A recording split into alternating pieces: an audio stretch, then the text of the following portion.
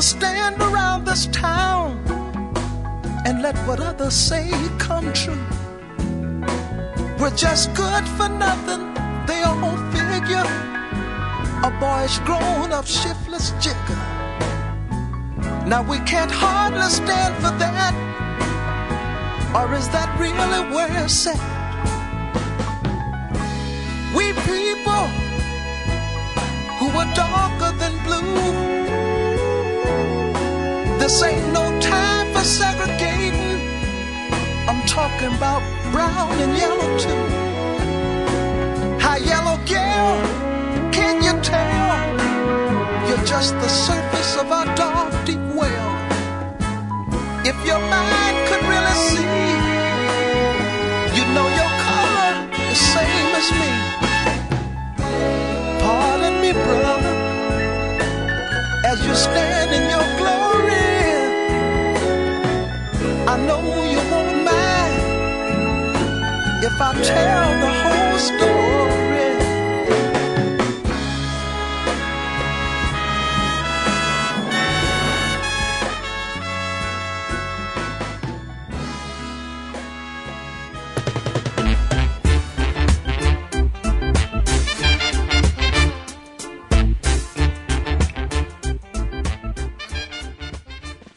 Wheresoever you go throughout the world, the black man is discarded, is ostracized, is relegated to the lowest in things, social, political, and economical. This therefore suggests a problem and one that must be solved. May I say something to you to give you a true knowledge of yourself and life, so that the same glory and success attained by other men who understand themselves may be yours. When man becomes possessor of the knowledge of himself, he becomes master of his environment, the captain of his own ship, the director of his own destiny, the accomplisher of his own ends. If we must have justice, we must be strong. If we must be strong, we must come together. If we must come together, we can only do so through the system of organization.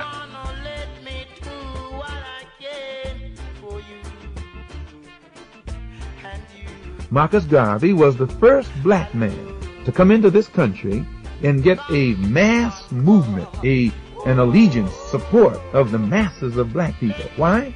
Because Garvey didn't care what the white man thought. Garvey didn't care how the white man felt.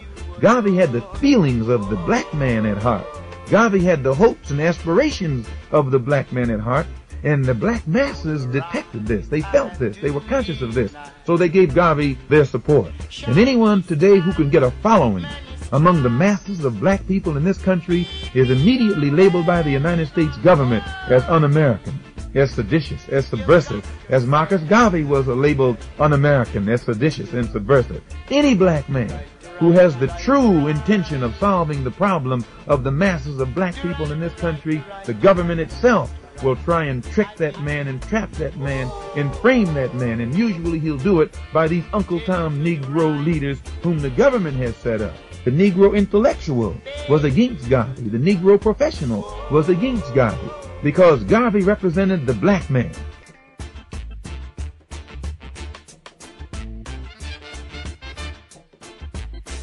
Garvey said men and women who are earnest are not afraid of consequences, and we're not. He also said when all other means fail to organize the people, conditions will. And I submit to you today that Garvey was correct. And not only that, you remember what Garvey said many years ago when he said, Mr. White, are you mad? Are you insane?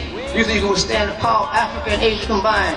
Do you think you can actually continue to rule the world on block? I say to you, Europe for the Europeans, Asia for the Asians, but above all, Africa for the Africans, those who go before.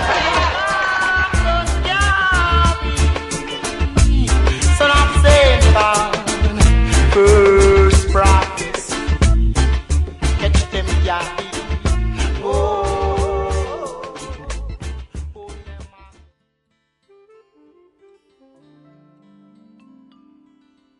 It is an honor to spend this time with you, to tell all of you within earshot of my admiration and indeed my affection for Elombe Brath. We met several months ago after many letters and conversations through our common friends, and we spent several hours, surprisingly, in laughter, talking about the ridiculous, the sublime, the historic, some serious conversations dating from his life and his love of Malcolm. But mostly it really was hours of laughter. The ridiculous in terms of the war, the political situation, and also the situation that black folks faced, not just in Harlem, not just in New York, not just in the United States, but all around the world. He is a man who should be honored on his 70th birthday, and his 75th, and his 80th, and his 85th, and beyond, because he has remembered us for so many years in struggle on behalf of freedom for all humanity.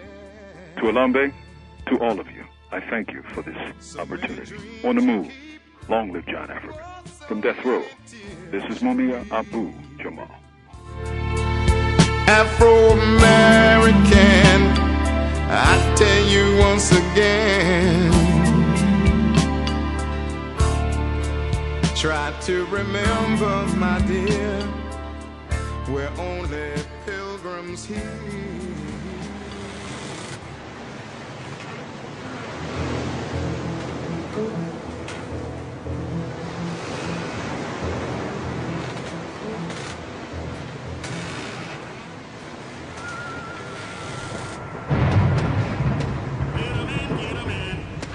That sun is hot and plenty bright. Let's get on to business and get home tonight, bid 'em in. Auctioning slaves is a real high art. Bring that young gal, Roy, she's good for a start. Bid 'em in, get 'em in. Now here's a real good buy, only about 15. Her great-grandmammy was a Dahomey queen.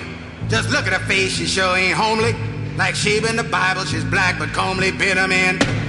Gonna start at 3. Can I hear 3? Step up, chance, take a good look, see, cause I know you'll want her once you've seen her. She's young and ripe, make a darn good breeder. Bid 'em in. She's good in the field, she can sew and cook. Strip her down, Roy, let the gentleman look. She's full up front and ample behind. Examine her teeth if you got a mind. Bid 'em in, get 'em in. Here's a bid of 3 from a man who's thrifty. 325, can I hear 350? Your money ain't earning you much in the banks. Turn her around, Roy, let 'em look at her flanks. Bid 'em in. 350 is bidding, I'm looking for 4. And $400 is the bargain, sure. 4 is the bid, 450. $500 now, look alive. Bid 'em in, get 'em in. Don't mind them tears, that's one of her tricks. 550 is bidding, who'll say 6? She's healthy and strong and well equipped. Make a fine lady's maid when she's properly whipped. Bid 'em in. 650, don't be slow. 7 is the bid, gonna let her go. At 7 she's going, gone.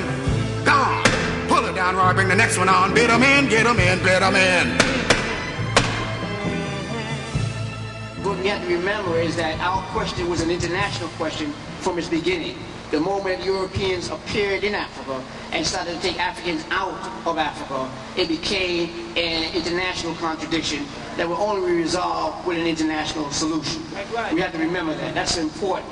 We must also remember that it is the media and the people who so-called help us a lot of times that often give a skewed version of what is actually happening. And by that I mean if you looked at the 19th century, you ask any black professor or magazine or promoter or what have you about what happened in the 19th century, there's only one seminal figure that you will see, and that is Frederick Douglass. And indeed, Frederick Douglass was great. You know, he was a great person. He was a person that was able to come out of slavery, to become very much self-taught, and be able to articulate a lot of the aspirations of the African people. He was not alone. And as Conrad Royal pointed out, and we have always argued, when you start talking about the 19th century, you have to talk about people like Henry Mandel Turner, who was a bishop from Atlanta, Georgia, and who felt in those days that rather than people here trying to fight over 40 acres of mule, you had a better chance of getting 400 acres of hippopotamus in Africa. That's what Bishop Henry Turner said about it.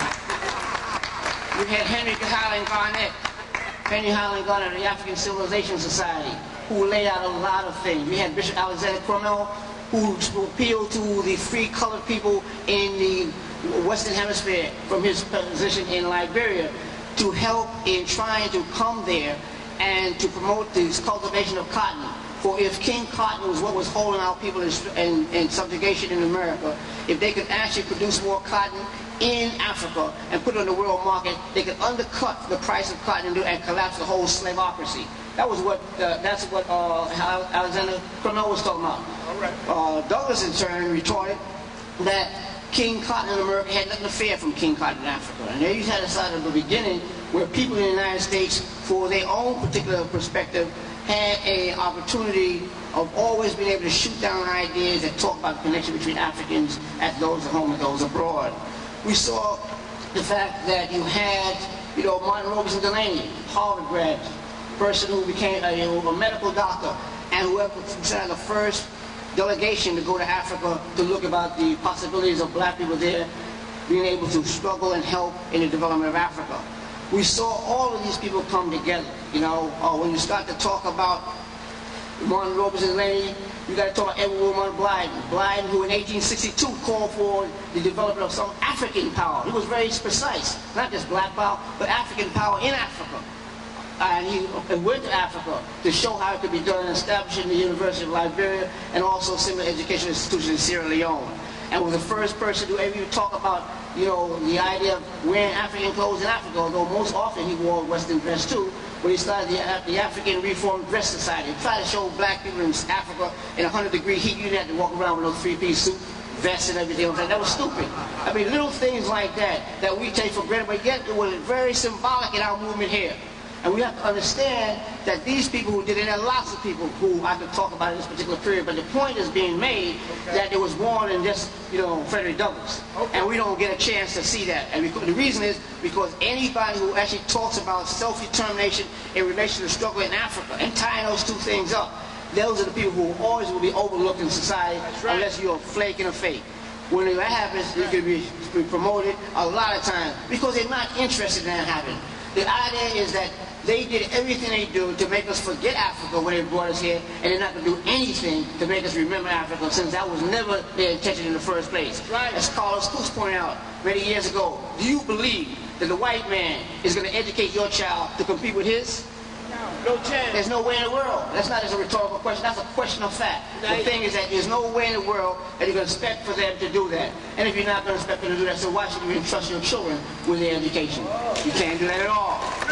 The idea is that African people have to be responsible for the education of their own people. Is the only way to guarantee that they're going to be African children.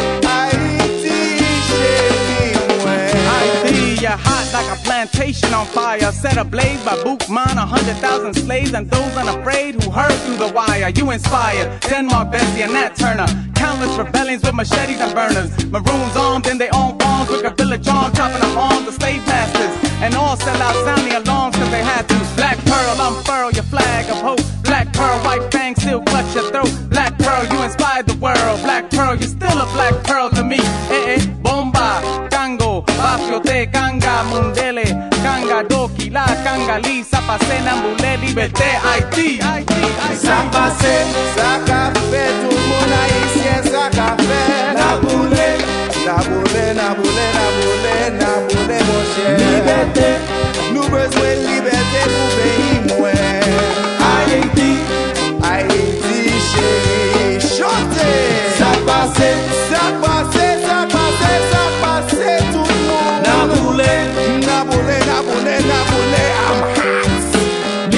liberté, liberté pour peuple moi avec pays moi. Haïti, chérie. In the spirit of my Kendana, Boakaiman, voodoo ceremony initiating Haitian liberation. Russian waters, a la balas, there's no taming. Drown the orchestrators of this coup against their nation. Through political isolation, economic asphyxiation, Aristide was a stabilized, he wouldn't agree to privatization. That's when the US IMF him with sanctions, a blatant debate into the bicentennial celebration. The CIA organized landowners and merchants under Group 184 and convergence. Trained illegal insurgents, putting murders back into service. Papa Doc Lynchman, Fab henchmen, to which the media was wordless. But the people of Haiti are resilient, their future like their past will be brilliant. Black Jacobins be smashing the myth of white supremacy. Both their legacy and destiny, it's time for death. Ça passe, tout le monde, ça passe. La boule, africaine, la boule. Liberté, nous besoin liberté pour pays noir. Haïti, chérie. Encore. Ça passe, tout le monde. La boule,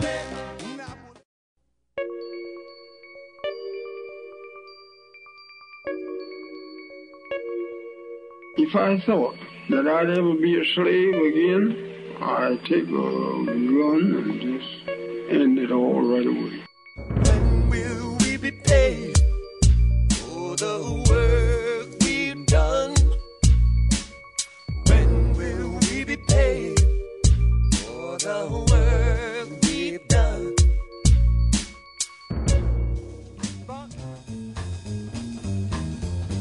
If I'm not mistaken, I once read back during that short spell I spent in school where every slave set free was supposed to get for slaving 40 acres and a mule.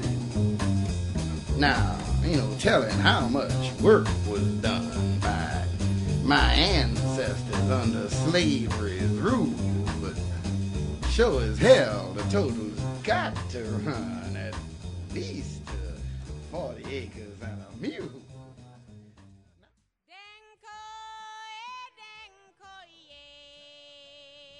Last fall, as the construction company was excavating for this new building to be put up at, well, it's actually between Broadway and Elk Street and Reed and Duane in Lower Manhattan, just a couple of blocks away from City Hall.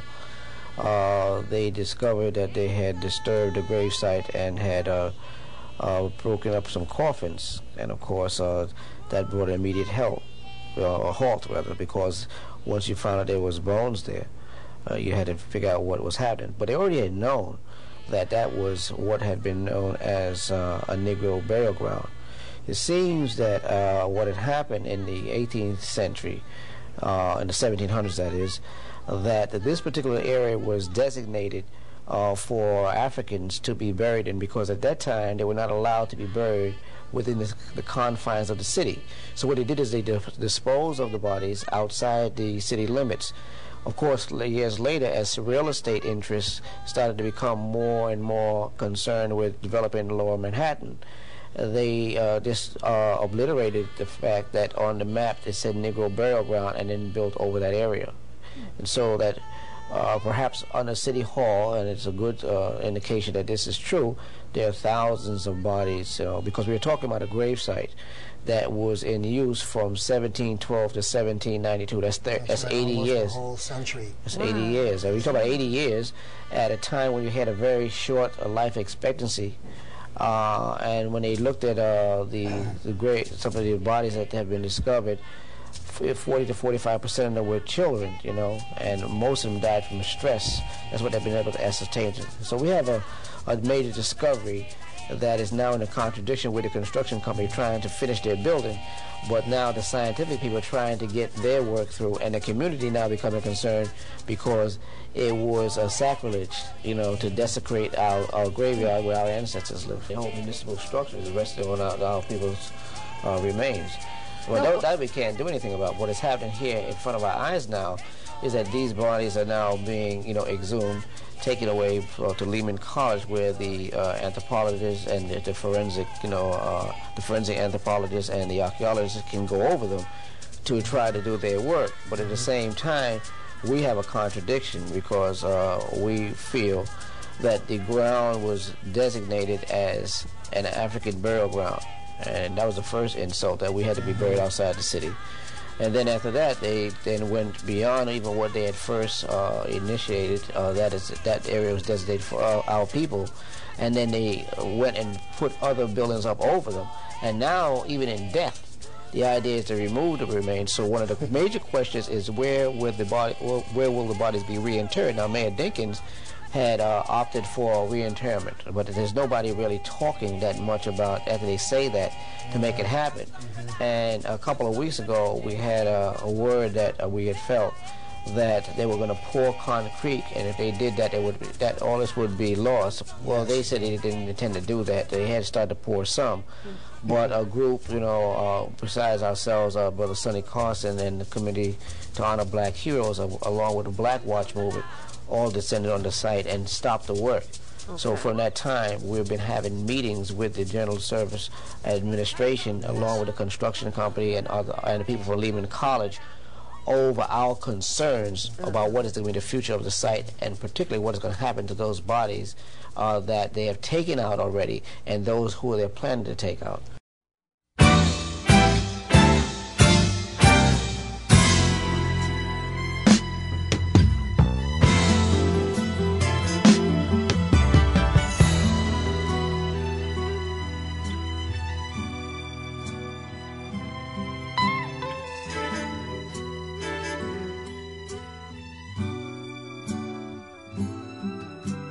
Looking back through time, we are in debt to the leaders. Angels of mercy, everyone. Good folks who believed there was no good and evil. Fought long and hard until the battles all were won. Heroes make the sunrise in the morning. Heroes make the moon shine bright at night. Heroes make our lives a little stronger in the soul of everyone. He can be found.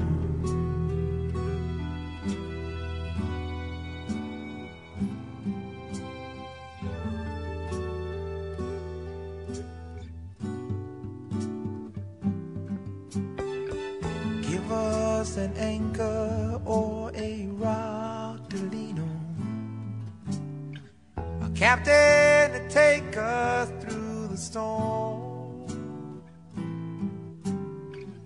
What makes a soldier ride alone into battle? Can anybody tell me where he's coming from? He's that stranger on the street, child that's at your feet, searching for freedom and justice for all. We've seen them time and again. You know they only fight to win. They're the challengers of evil, and I'm glad we know them. Heroes make the sunrise in the morning. Heroes make the moon shine bright at night. Heroes make our lives a little stronger. All our fears go away.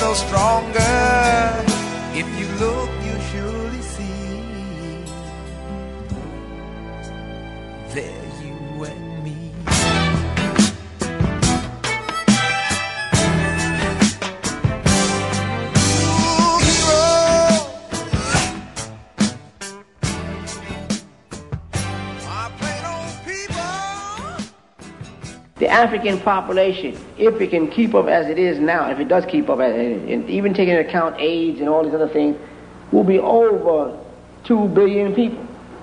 That's a serious number of people. And don't let anybody tell you that Africa cannot actually contain those people. If China, which is a smaller territory, can contain 1 billion people, Africa, the second largest continent in the world and the most sparsely populated, can actually contain all the Africans, that the world can produce. What has to happen is Africa's resources have to be managed better. The land has to be tilled better because most of the land is not being made productive. Africa does not have a food problem, or should not have a food problem, because Africa can produce the food that actually would feed other people. At one particular time, Saudi Arabia was getting ready to underwrite a program in the Sudan to make the Sudan the breadbasket for the Middle East. Not for Africa, for the Arab world. We're going to take an African territory and then use that to make a food basin for the Arab world. But what it shows you too is that the Sudan is not a big desert. It shows you that the Sudan, that people here could see. Muammar Gaddafi has built, a river, a man-made river in Libya, because he understands not only that he is a Muslim, but he also understands that scientifically that there are some things that we have come into, just like Imam Siraj Wahash talked before about the computer and everything. We are not just living in the past. They try to make believe because you're Muslim that you are living in some antiquated society. Muslims are very brilliant people.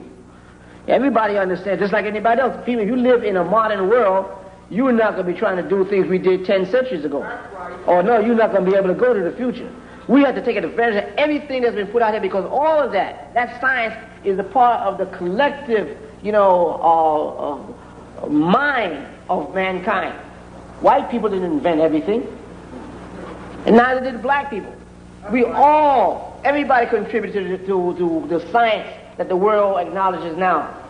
Black people started it, and that's just not no feel-good philosophy. That's a fact. That's a fact. That black people laid down the codes of civilization. Black people were on the planet first, and if some stuff go down, when there's a smoke clear, we intend to be here.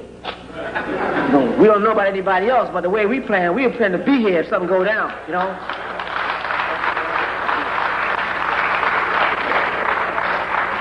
So everybody have their own plans, Like Carlos Cook said, you got to work on your own plan. We plan to be here, White man can make all the schemes he wants, And therefore, since we plan to be here, it's about unity. And that's why we feel, since we had planned to be here, and our brothers and sisters who are Muslims, we plan to be here together.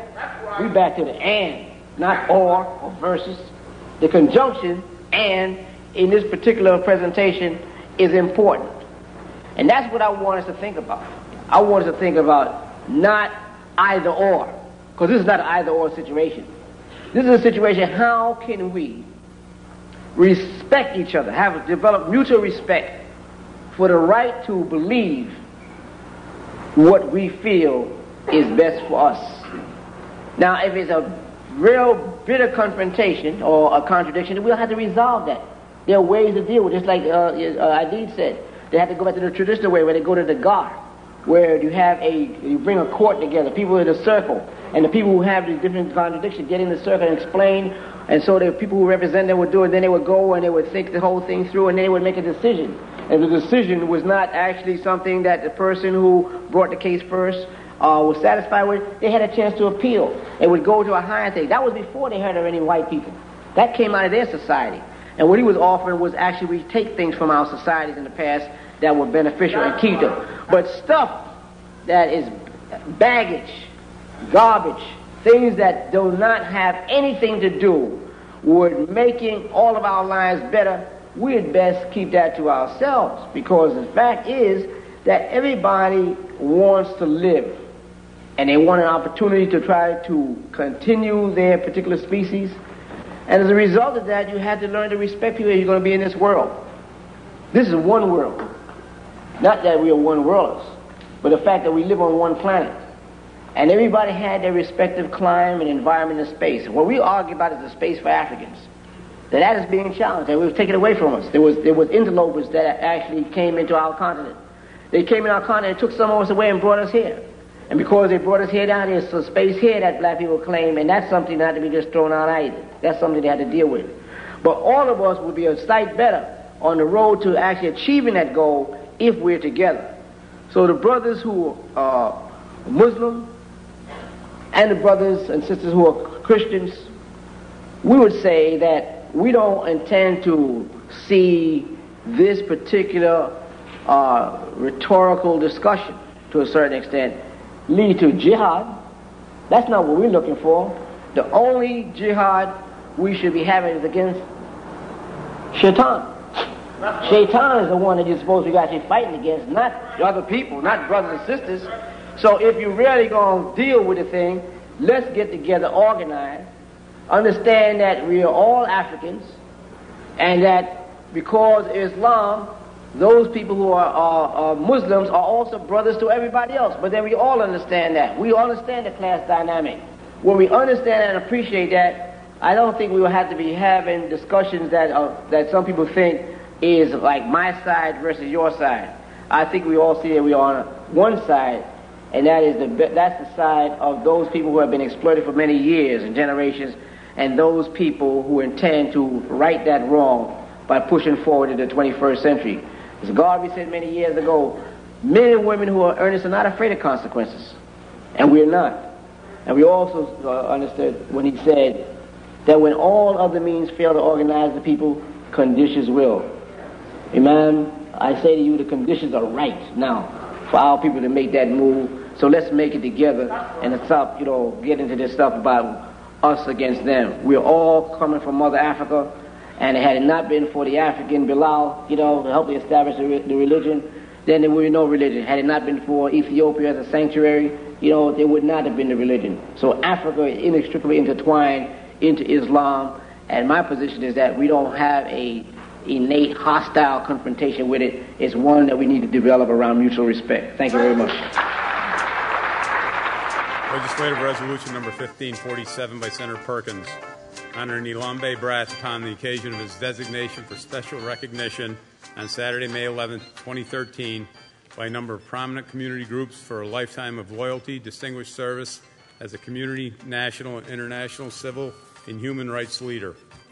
Whereas a great community is only as great as those persons and organizations that provide exemplary service, whether through participation in volunteer programs, through unique personal achievement in their profession or other endeavors, or simply through a lifetime of good citizenship. Elombe Brath is one such individual. And whereas this legislative body is justly proud to honor Elombe Brath upon the occasion of his designation for special recognition on Saturday, May 11, 2013, by a number of prominent community groups for a lifetime of loyalty and distinguished service as a renowned activist locally, nationally, and internationally. And whereas the prominent community groups recognizing this remarkable man include Schaumburg Plaza Residents Council, Sojourner Truth Club, Patrice Lumumba Coalition, December 12th Coalition, and the 1845-51 Adam Clayton Powell Jr. Tenants Association. And whereas born in Brooklyn, New York on September 30th, 1936, to parents who had immigrated to the United States from Barbados, and whereas in his autobiography, Ready for Revolution, the acclaimed revolutionary Stokely Carmichael referred to Elombe Brath as the Dean of Harlem Nationalists. And while such a tribute is admirable, Brath's black nationalism, his Pan-African thought, as many will attest, extends well beyond Harlem with a special resonance among freedom fighters around the globe. And whereas Brath's political commitment evolved in 1956 simultaneously with the struggle to eliminate Negro as a nomenclature of African American people, from this moment of black consciousness, it was an logical step for him to create Black is Beautiful campaign in 1961, following the creation of African Jazz Artists Society and Studios with his brother Kwame and a cadre of other advocates in 1956. And whereas removing Negro from the lexicon, insisting on the beauty of blackness, and refusing to accept the ecocentric worldview, Elombe and his associates were in the vanguard of change as they launched the Grandassa models and Naturally shows. And whereas all of these activities were the foundation for his total involvement in African affairs, including his association with the Federation of Pan-African Nationalist Organizations, while eventually set the stage for African Liberation Day and the development of African Liberation Support Committee, which played such a critical role in educating and organizing thousands in the fight against imperialism, colonialism, neocolonialism on the African continent. And whereas one of the pivotal moments in Elombe's constant evolving political philosophy, an outlook grounded in the ideas and actions promoted by Marcus Garvey and Carlos Cooks, was the formation of the Patrice Lumumba Coalition in 1975. Whereas the Patrice Lumumba Coalition is the most propitious time when there was much confusion about which liberation movement to support in the war against colonial domination in Africa, it was a matter of separating the truly progressive organizations from the reactionary ones. And Elombe and his members of the PLC were indispensable in providing the correct guidance and understanding of the often fractious and contentious forces vying for control. And whereas, for more than a generation, Elombe, as chairman of the PLC, helped to coordinate hundreds of forums with the purpose of educating the masses, not only about the struggle in Africa, but also the conditions oppressed people faced all over the world. And whereas, despite his total immersion on the international front, as well as the countless battles against racism at home, Elombe was employed at WABC TV, where as a graphic artist, skills he had acquired in high school and at the School of Visual Arts, he was a vital consultant, particularly in African affairs. First of all, the esteemed host of Elombe, it was really masterful, Bill. It really was.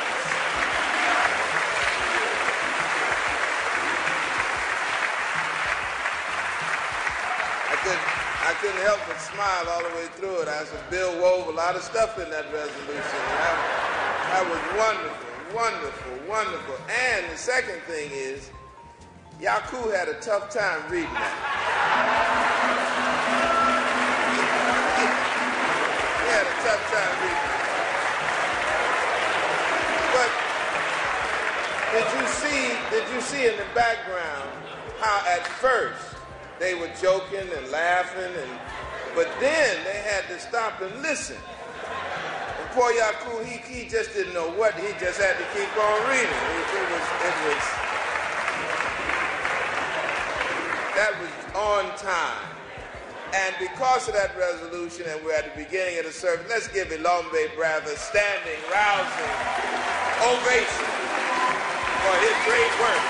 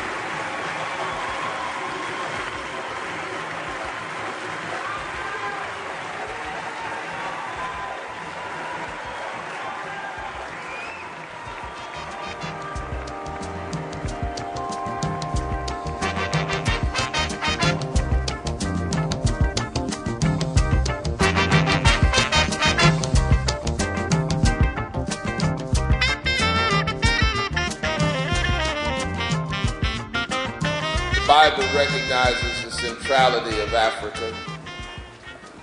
And in one of the great Psalms, it says that Ethiopia shall soon stretch out its hands unto God. We remember now in respectful ways the life of one Maya Angelou as we celebrate the life of the great Elombe Brath. And as we think about Angelou and Brath and all of those who tried to focus our attention on the great continent of Africa and the many nations that are there, we remember another son of Harlem, County Cullen. Cullen wrote, "What is Africa to me? Copper sun or scarlet sea, jungle star, jungle track, strong bronzed men or regal black. Women from whose loins I sprang when the birds of Eden sang. 3 centuries removed from the land his father loved. Spicy grove and cinnamon tree. What is Africa to me? Let us bow our heads in prayer. Eternal God, who knows us all, who understands all things far beyond our limited comprehension, look down upon us now and gather around thee, O God, a mighty cloud of witnesses, that the ancestors might bless this celebration for our brother. Thank you for those who have come from far and near to celebrate his life. And now, dear God, let your peace rest on his family. Please give them the comfort of knowing that a great man has only transitioned from life on this plane to life eternal, and that his teachings, his wisdom, his love for our people will remain with us for generations to come. We have with us this morning, O God, great men and women of learning, of social and political status, of economic well-being. And as they come forward to speak with us, we remember our brother, Elombe Brath. Bless his memory and keep it forever locked in our hearts. But most of all, O God, let it keep our minds ever active. Now hear our prayer, incline thine ear to us, and grant us thy peace. Amen. And now the scripture from the Psalm, the great 23rd Psalm. If you know it, you can say it with me. The Lord is my shepherd, and I shall not want. He maketh me to lie down in green pastures. He leadeth me beside the still waters. He restoreth my soul. He leadeth me in the paths of righteousness for his name's sake. Yea, though I walk through the valley of the shadow of death, I will fear no evil, for thou art with me. Thy rod and thy staff, they comfort me. Thou preparest a table before me in the presence of mine enemies. Thou anointest my head with oil. My cup runneth over. Surely goodness and mercy will follow me all the days of my life, and I will dwell in the house of the Lord forever. Amen. And now expressions from Fidel Castro, read by a representative from the government. Thank you very much to be able to participate in this special session to pay tribute and to express condolences and to express solidarity to the relative, to the brothers and sisters, to this great man that has been Elombe Brath. Elombe Brath is a friend of Cuba. I saying that is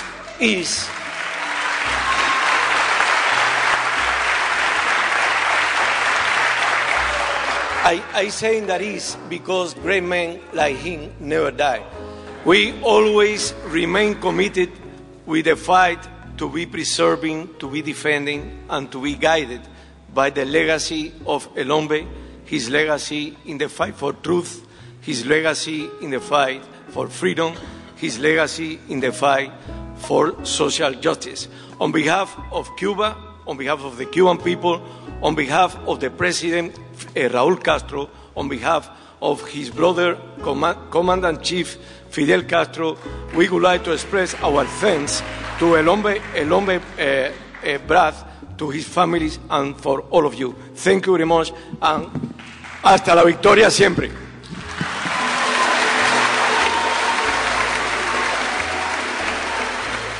Call Sister Eunice Newkirk.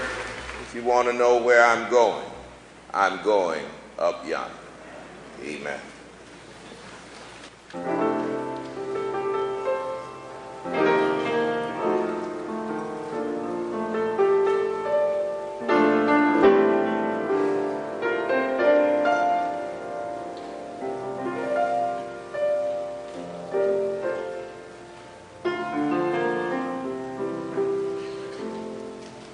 if you wanna know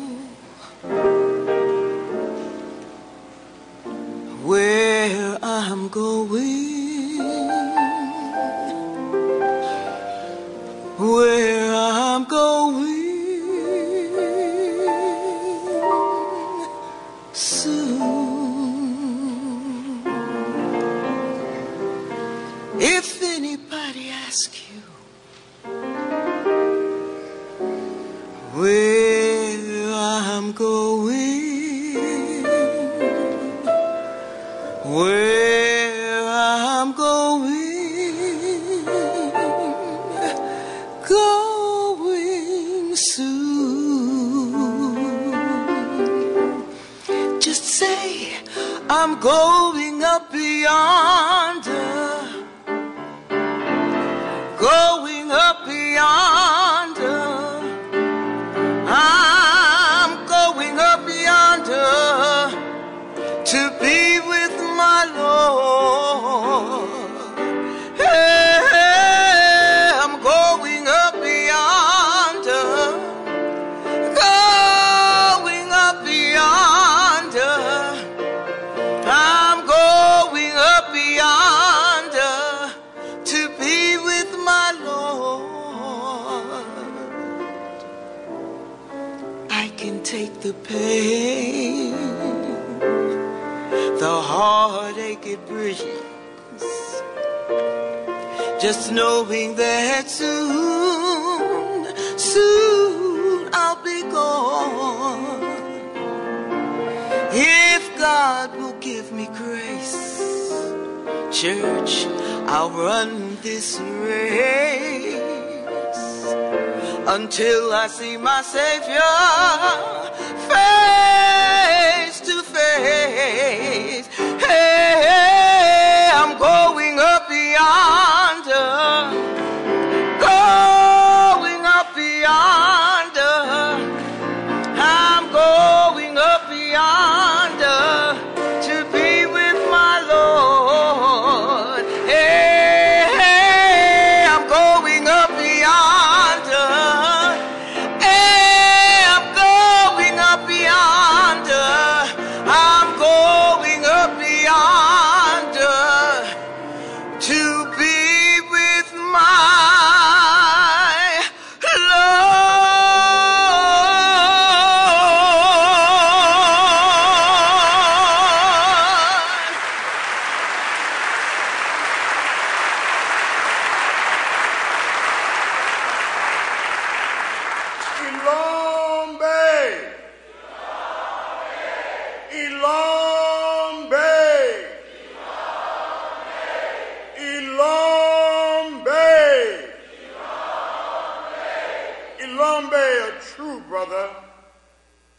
a true brother who lived his blackness, walked and talked and wore his blackness like a robe of honor, a true champion of African liberation, the man behind the noble wordsmith who departed a short while ago, telling it like it is, putting silver bullets in Gil Noble's TV gun. Elombe. Elombe was an elegba, opening up the road to a black world we don't see on TV without being seen, but behind the scene. Elombe is the breath and fortitude of the movement. Because of him, the movement will never, ever die, and Africa one day will truly be free. Elombe!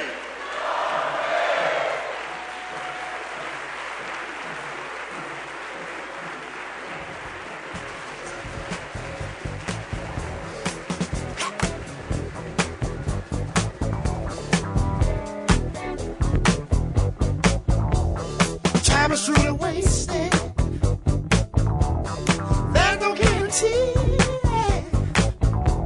Smile is in the making. We gotta fight the powers that be. Got so many voices. Now, Attorney Michael Tariq Warren.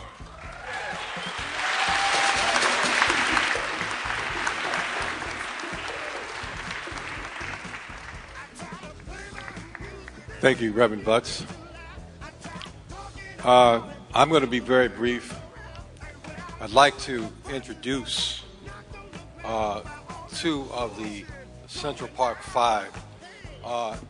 And as a lawyer that has represented them for a number of years, Elombe, the way we got into this case, Roger Wareham and I, it was Elombe gave the call. Elombe, and when he gave the call, he said, Tarif, Roger, an injustice we know now has occurred. We always knew before, since 1989. But an article came out in the New York Times and identified the actual perpetrator of the crime who came forward, and that was a young Latino brother by the name of Matias Reyes. Elombe said, it is our mission, as you all know, to become involved in the fray. And it reminded me of when firefighters go out to put out a fire. And we go out to put out, to stamp out injustice and to bring about justice. And it also reminded me of the call from Elombe, of the same call from Africa to Cuba, which Elombe talked to us about. And Africa and SWAPO and the ANC said, comrades, come and join the struggle. It's the same type when we received the call from Elombe, because Elombe had taught us the motto. Apply the international motto to the local motto. And when you apply the international motto to the local motto, then the techniques and the methodology becomes the same.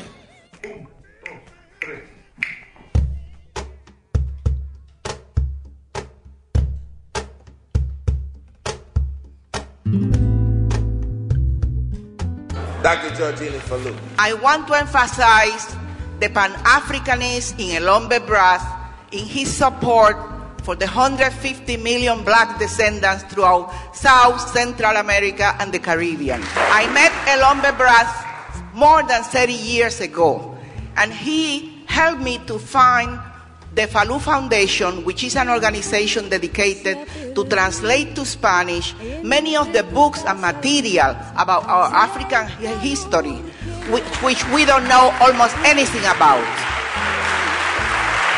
And therefore, following that tradition, we organized at City College to bring the foremost writers from South America, and in every event we organized, Elombe Brath was there with me, helping me to organize, teaching me.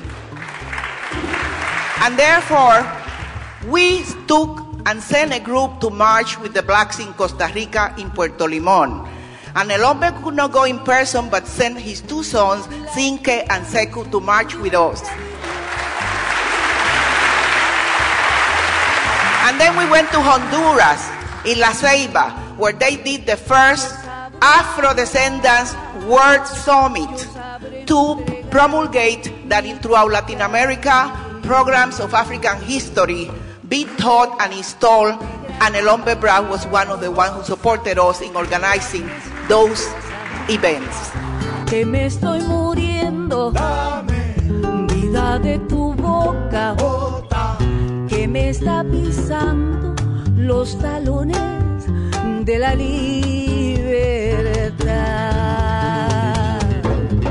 Negra, negra que te quiero, negra presuntuosa, mira, que me estoy muriendo, dame vida de tu boca. Gavi Elombe Brath, son, It's good to see all you folks out here celebrating the life of Bobby Elombe Brathwaite.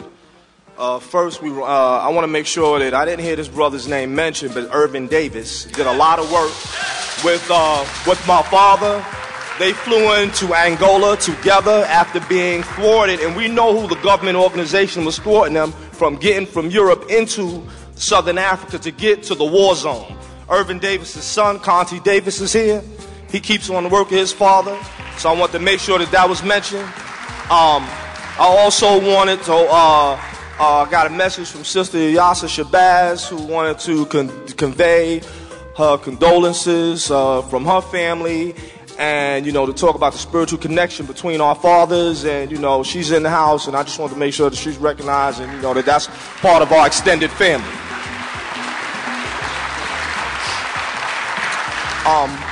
Now, when I talk about my pops, I want to talk about science and economics, because that is what his Garveyism was about.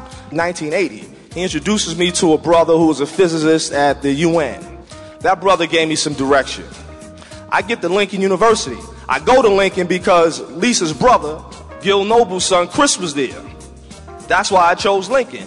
I get to Lincoln, brother Query from Namibia. Query was in the chemistry department, and I didn't know him, but he knew me. I chose chemistry over biology because Query said, he took me into Dr. Subareo's office and said, you got to take care of him. And Dr. Subareo took care of me. We talk about the human genome.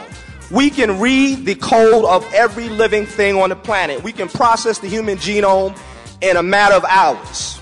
We can now do that to translate how people respond to drugs. I told my father I wanted to go on this bioinformatics thing. You know what he does? He introduces me to Michio Kaku.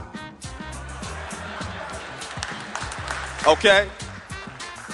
So I'm teaching a course, right? And the course I'm teaching is on cancer genetics and how we use high-speed computing and artificial intelligence to determine how each individual has small changes in their DNA and how that responds to drug therapy. I'm teaching a student who happens to be actually one of our older students.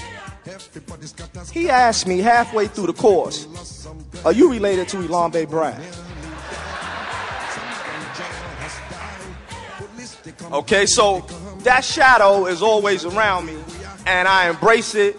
And now one thing my father did, he was not healthy enough to see me get invited to China, and I'm a visiting scientist at the Georgian Institute of Technology.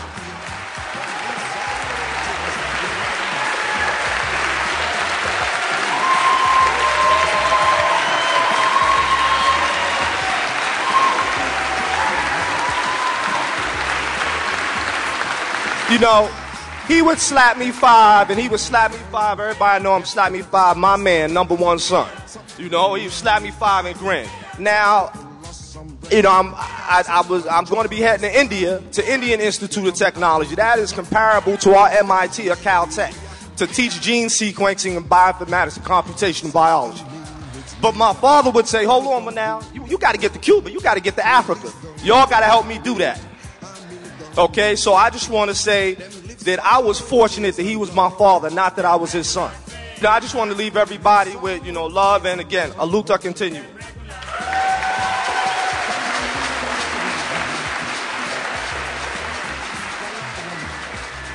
We have a representative from Zimbabwe with us today. Here.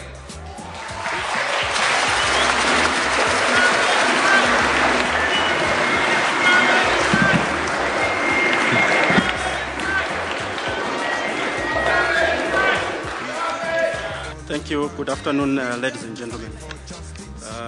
My name is Joel Muzua. I'm counselor at the Zimbabwe Mission to the UN.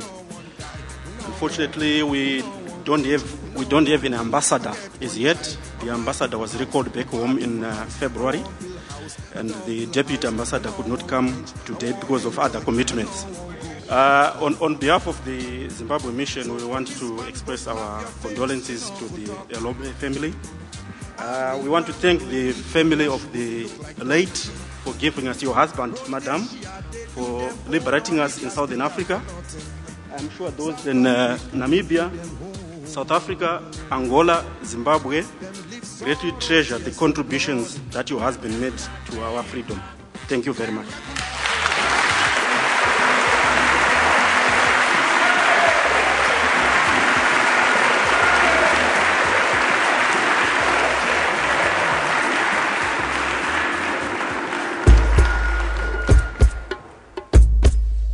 Scholars and scientists now concede that Africa is the birthplace of mankind. Africans were the first builders of civilization. They discovered mathematics, invented writing, developed sciences, engineering, medicine, religion, fine arts, and built the Great Pyramids, an architectural achievement which still baffles modern science. My sister and I and my mom would like to give some quick words. Initially, my mom did not want to speak, but she's changed her mind, so we're going to let her start it off.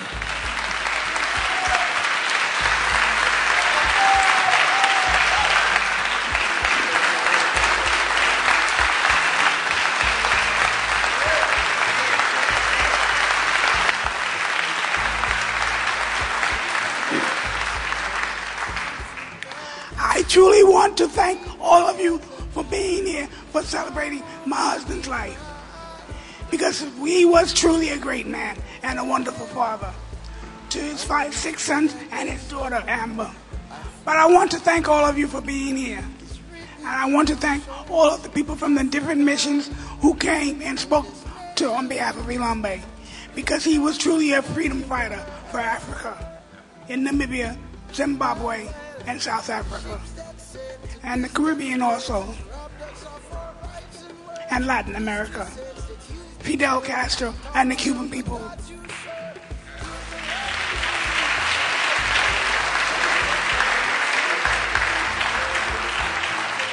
Because I remember when he brought Nelson Mandela to Harlem and celebrated Nelson Mandela in Harlem on 125th Street with the Harlem community.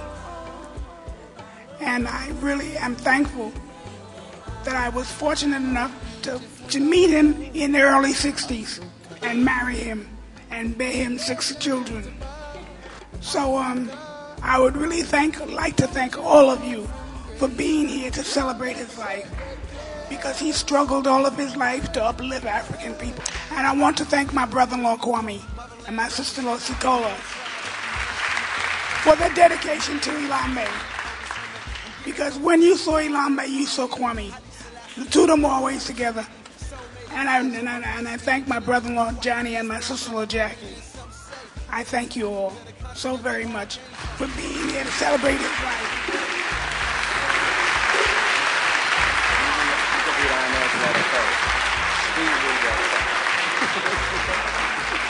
From 2 Timothy, a word that many of us have heard and I think aptly applies to Elombe again. This is the apostle talking to his young disciple and telling him at the end of his life what he's been through. And he says these words. He says, I have finished my course. I have fought a good fight, and I have kept the faith. And now, therefore, there is laid up for me a crown of righteousness, which the righteous judge will give me at the day of his appearance. Amen. Keep your heads up high. No more will we cry. Well, they infiltrate our homes, Africa, and claim it as their own, Africa. But now we must stand tall to break down all these walls. Well, our children must be taught of Africa, the science and the arts of Africa. Na, na, na, na, na, na.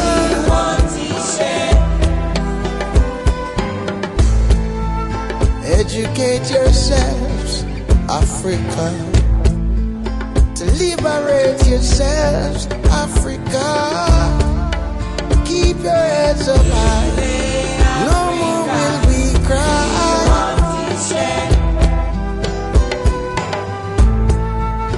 Beautiful art Africa.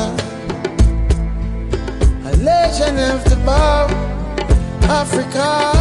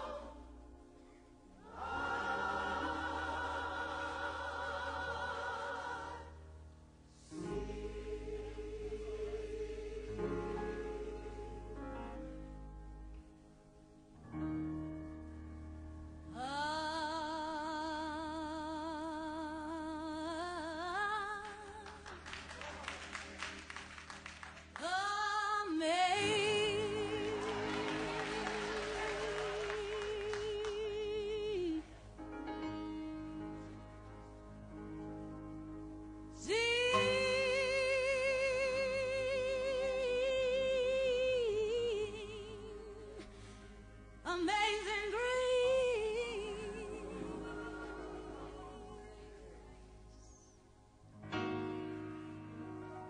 how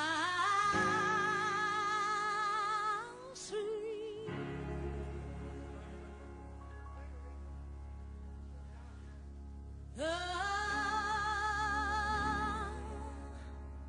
the sound